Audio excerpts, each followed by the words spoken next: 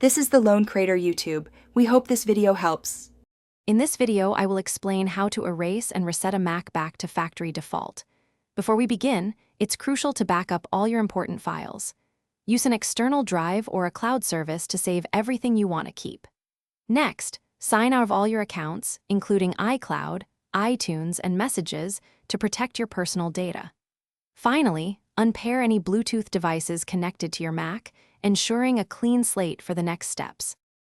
Now, let's erase your Mac's drive. Restart your Mac and immediately press and hold Command+R to enter macOS recovery mode. Once there, open Disk Utility from the Utilities window. Select your main startup disk, usually named Macintosh HD, and click the Erase button. Choose Apps as the format and GUID partition map for the scheme, then confirm the erase operation. With your drive erased, it's time to reinstall macOS.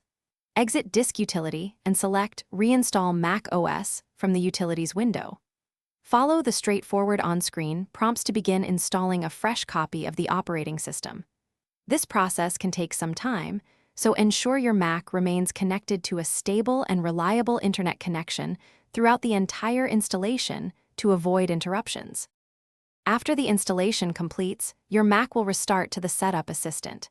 If you are preparing the Mac for a new owner, it's important not to enter any personal information during this stage. Simply proceed until you reach the Welcome or Choose Your Language screen, then shut down the Mac. This leaves it in a pristine, out-of-the-box state, ready for its next user to personalize. Thanks for watching. Consider subscribing if we helped you.